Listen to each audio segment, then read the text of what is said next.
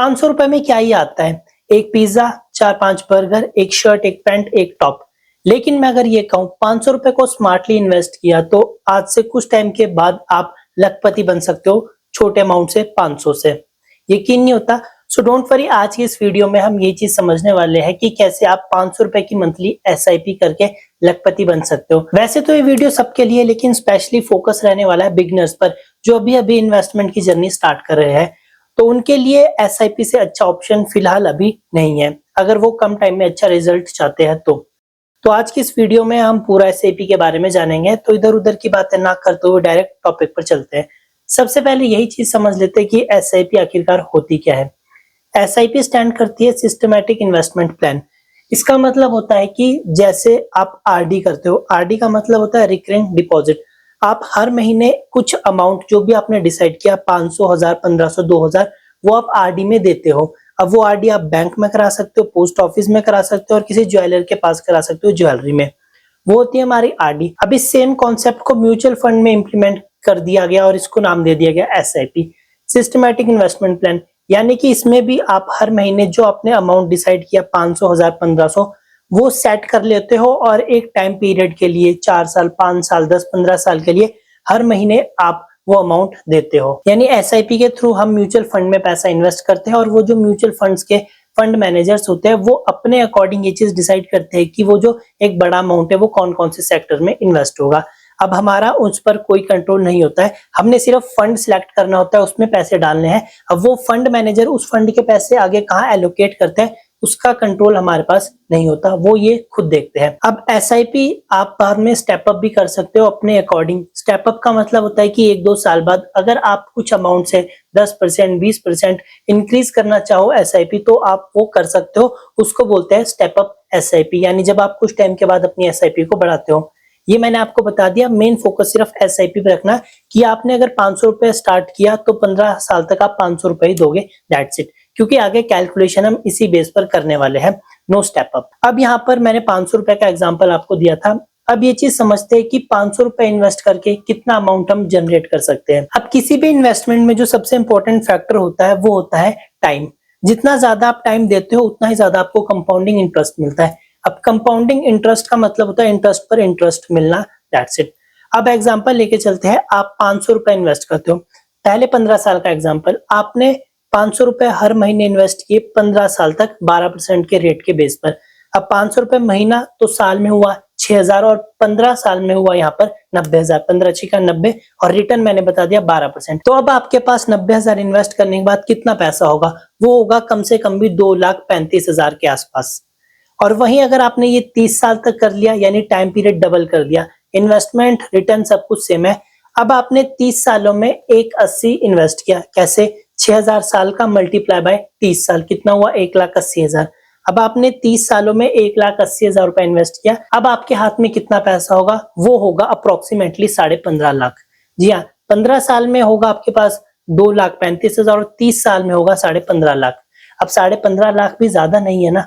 तो आपको यहाँ पर सिर्फ टाइम चाहिए। इसलिए मैंने कहा था अगर आप बिगिनर हो, 21-22 के हो, तो आपके पास ज्यादा टाइम है, इसलिए मेन फोकस उन पर रहने वाला है। तो यहाँ पर ये आपको बेनिफिट हो सकता है ₹500 की एसआईपी से 15 साल में और 30 साल में। अब यहाँ पर सवाल आता है कि अब हम स्टार्ट कहाँ से करें? वैसे तो आप बहुत स्मार्ट पर्सन हो और आपको इन सब चीजों के बारे में पता होगा, फिर भी मेरी रिस्पॉन्सिबिलिटी, अगर मैं ये चीज बता रहा हूँ तो ये चीज भी इसमें इंक्लूड करूँ। स्टार्ट करने के लिए आपको अब किसी बैंक वगैरह में जाने की जरूरत नहीं है। आप घर बैठे ऑनलाइन ऐप का यूज करके इसको स्टार्ट कर सकते हो। ऐप जैसे grow, Upstox, Zerodha, Kuvera, Angel One, IND money. Even IND money से तो आप यूएस स्टॉक्स में भी एसआईपी कर सकते हो।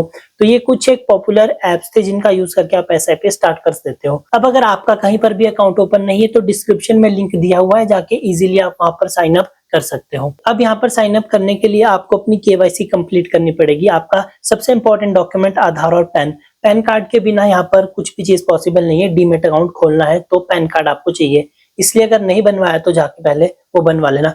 उसके बाद आपने फंड्स वगैरह सिलेक्ट करने हैं और उसके बाद आप उसमें इन्वेस्टमेंट स्टार्ट कर सकते हो।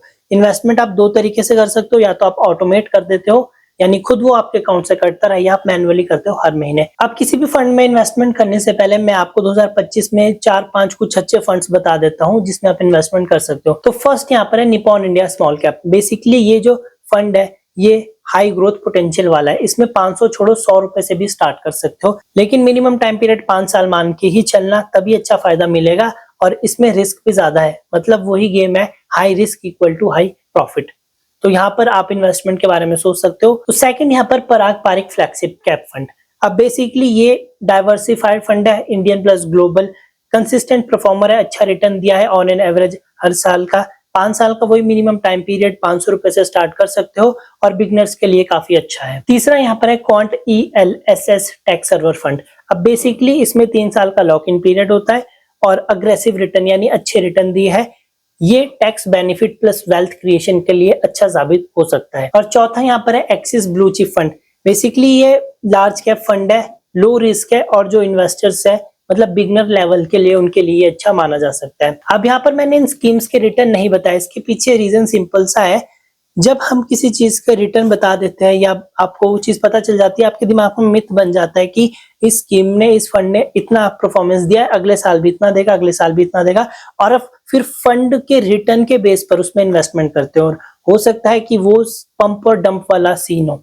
तो इसलिए आपको सिर्फ रिटर्न पर फोकस नहीं करना, बल्कि उसके ऑब्जेक्ट क्या है, उसके फंड मैनेजर्स कौन है, उसके साथ उसका जो एग्जिट लोड है वो क्या है, एक्सपेंस रेशियो क्या है, और जो आपके यहाँ पर शॉर्ट टर्म कैपिटल गेन और लॉन्ग टर्म कैपिटल गेन लगते हैं 12.5% और 20% के अकॉर्डिंग, वो चीज ध्यान में रखते हुए अपने इन्वेस्टमेंट को प्लान करना, ये फिर आप करते हो। तो इसलिए सिर्फ रिटर्न पर फोकस नहीं करना चाहिए, हमारे को बाकी चीजें भी देखनी चाहिए, जैसे कि मैंने आपको बता दिया। अब अगर आपको ये 500 रुपए भी कम लग रहे हैं, लेकिन उसके साथ मैंने आपको एक चीज बताई, स्टेप अप SIP। आप 500 रुपए से स्टार्ट करो, जब एक साल हो जाए 6000 रुपए, तो उस 6000 को या जो भी आपकी SIP है मंथली, उसको 10% से स्टेप अप कर दो, यानी उसको बढ़ा दो। पहले साल मान लीजिए आपने 500 रुपए इन्वेस्ट किए, अगले साल उस 500 को 600 कर दीजिए, नेक्स्ट तीसरे साल उसको 700, फिर 800। ऐसे ना तो ज्यादा भार आपके ऊपर आएगा और जो आपकी कंसिस्टेंसी है वो भी प्रॉपर मेंटेन रहेगी, कोऑर्डिनेशन दोनों में बना रहेगा। अब आप मेरे को कमेंट करके बताओ कि 500 रुपए का पिज्जा या बर्गर खाओगे या अपने फ्यूचर के लिए अपने पैसों को काम पर लगाओगे। तो फिलहाल आज की वीडियो में इतना ही। चैनल को सब्सक्राइब कीजिए, वीडियो को लाइक और शेयर कीजिए। Thank you.